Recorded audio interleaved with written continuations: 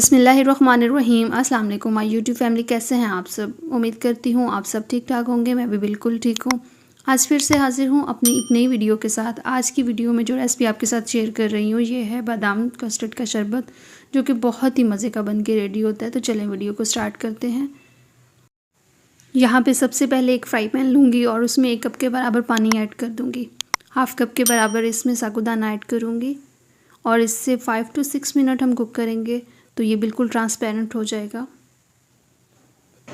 इस तरह से इसे मिक्स करेंगे। तकरीबन 5 to 6 मिनट लगेंगे इसे ट्रांसपेरेंट होने में। बिल्कुल मीडियम टू लो फ्लेम पे आपने कुक करना है। और यहाँ पे कुक करते हुए तकरीबन थोड़ा सा ये ट्रांसपेरेंट हो गया है साबूदाना। जब अच्छे से ट्रांसपेरेंट हो जाए तो उसके बाद फिर ये कि पानी में से इसे अलग कर लेंगे और इसे हम ठंडा होने के लिए रख देंगे। उसके बाद यहाँ पे मैंने लिया है 1 लीटर दूध और इसे मैंने हल्की सी आंच पे कुक होने के लिए रख दिया है। जब इसमें बॉईल आना शुरू हो गया तो इसमें हम शुगर ऐड कर देंगे 1 कप के बराबर, या फिर अपने टेस्ट के अकॉर्डिंग भी आप ले सकते हैं। फिर इसमें ऐड कर देंगे इलायची पाउडर। मेरे पास इलायची पाउडर तो नहीं, मेरे पास इलायची थी तो फिर मैंने इसे थोड़ा सा क्रश कर लिया। ये ऐड करने के बाद मिक्स करेंगे और साथ ही हम इसमें ऐड कर देंगे बादाम का पाउडर है मेरे पास, तकरीबन हाफ़ कप के बराबर ये ऐड करूँगी। और इसे आपने थोड़ा सा कुक करना है ज़्यादा, ताकि इसमें बादाम की अच्छी सी खुशबू आनी शुरू हो जाए और बादाम का जो टेस्ट है इसमें वो भी आ जाए। साथ साथ कुक करते जाएंगे और मिक्स करते जाएंगे। और कुक करने के बाद फिर इसमें मैं कस्टर्ड ऐड कर रही हूँ। तकरीबन 1 टेबलस्पून के बराबर कस्टर्ड था। पानी में मिक्स करने के बाद ये भी ऐड कर दूँगी। बहुत ज़्यादा थिक नहीं करना है और ज़्यादा थिकनेस चाहिए भी नहीं, बिल्कुल हल्की सी इसकी थिकनेस होगी तो वो बहुत ही बेस्ट होगा। और वनीला वाला कस्टर्ड ऐड कर रही हूँ, उससे फ्लेवर बहुत अच्छा आएगा। बस इसे आपने 5 to 10 minute medium to low flame पे कुक करते जाना है। और इसमें थोड़ा सा फूड कलर ऐड कर रही हूँ, ऑप्शनल है, लेकिन इसकी प्रेजेंटेशन के लिए फूड कलर बेहतर है।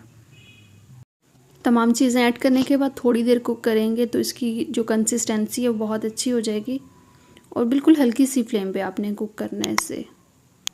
जब ये अच्छा सा कुक हो जाएगा तो इसे हम ठंडा होने के लिए रख देंगे, पहले तो रूम टेम्परेचर पे और उसके बाद फिर फ्रिज में रखेंगे 1 से 1.5 घंटे के लिए।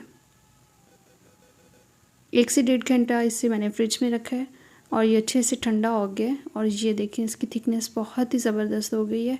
अब इसमें अगर आपके पास केवड़ा एसेंस है तो वो आप ऐड कर दें। मेरे पास रोज़ वाटर है तो मैं ये ऐड कर रही हूँ। 1 टेबलस्पून के बराबर इसमें ऐड करेंगे। इससे थोड़ी सी खुशबू अच्छी हो जाएगी ड्रिंक की। अच्छा सा मिक्स कर लेंगे इसे। और इसके बाद इसमें ऐड कर रही हूँ साबूदाना, जो कि मैंने रेडी करके रखा हुआ है। ये भी ठंडा हो गया अच्छे से। इसमें मैं ऐड कर रही हूँ साबूदाना तकरीबन 4 टेबलस्पून के बराबर। आप अगर इसमें ज़्यादा भी ऐड करना चाहें तो कर सकते हैं, लेकिन मैं 4 टेबलस्पून के बराबर इसमें ऐड कर रही हूँ। अच्छा सा मिक्स कर लेंगे।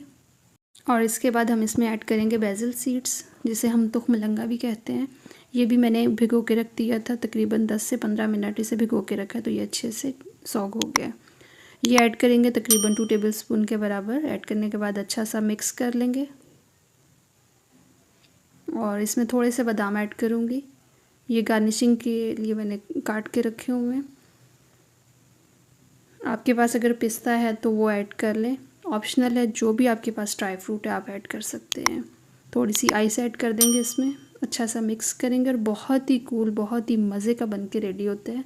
आप इसे लाजमी ट्राई कीजिएगा। इसे अब हम ग्लास में सर्व करेंगे। आपने इसे बिल्कुल ठंडा ठंडा सर्व करना है, बहुत ही मज़े का लगता है, इसका टेस्ट बहुत अच्छा होता है। और सबसे आखिर में इसके ऊपर हम ड्राई फ्रूट गार्निश कर देंगे। जो भी आपके पास ड्राई फ्रूट है आप इस तरह से थोड़ा सा ऊपर ऐड कर दें। और ये इसकी फ़ाइनल लुक है माशाल्लाह, बहुत ही ज़बरदस्त। आई होप आज की रेसिपी आपको अच्छी लगी होगी। अगर रेसिपी अच्छी लगी है तो चैनल को ज़रूर सब्सक्राइब करें, वीडियो को शेयर करना, लाइक करना ना भूलिएगा। अपना बहुत सारा ख्याल रखें, दुआओं में याद रखें और नेक्स्ट वीडियो तक के लिए इजाज़त दीजिए। अल्लाह हाफ़िज़।